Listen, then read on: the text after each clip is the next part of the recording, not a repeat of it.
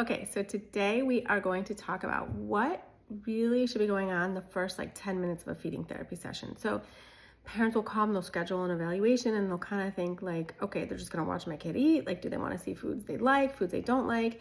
But really, when you go to your feeding therapy session, the best feeding evaluations should take into account the whole child and not just looking at foods they might eat or not eat. So here are 5 things that I usually look at in the first 10 minutes of a feeding session. So number 1, the way the child is sitting at the table. Are they comfortable? And if I can't see it, I'll ask for a video from home. If I can't see it in my clinic, are they able to just sit at a table comfortably? Are they too little? Are their feet dangling? Are they kind of anxious about their environment or their surrounding? I really need a kid to be really comfortable sitting before I could ever expect them to actually eat.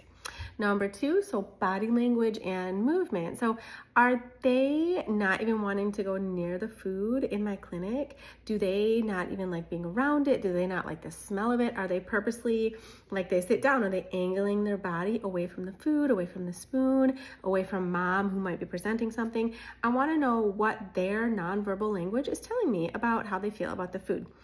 Number 3, a parent-child dynamic. So we have great parents at our clinic and they're wonderful. And like I've said over and over in all these videos, picky eating is not about parenting at all. But we do want to kind of see how the child reacts to mom or to dad or to a caregiver, a grandma or a nanny, right? So if they're presented with a new food, do they break down and run to mom to cry? Or do they get really angry and maybe try to hit or fight?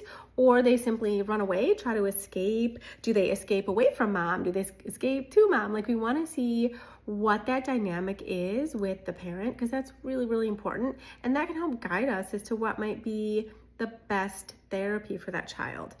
I also am looking at their whole body. Are they regulated? If you don't have a regulated child, there's no way you're going to get them to eat preferred foods, number 1. But moreover, there's no way you're going to get them to eat new foods or try new things.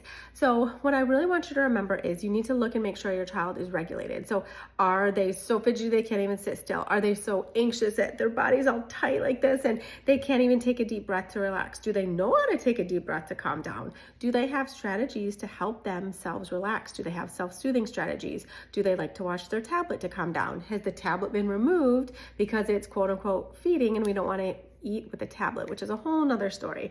But whatever it is that makes your child in your session or at home when you're trying to feed them feel the most relaxed, that's the state that we want them in when they're going to be trying new foods.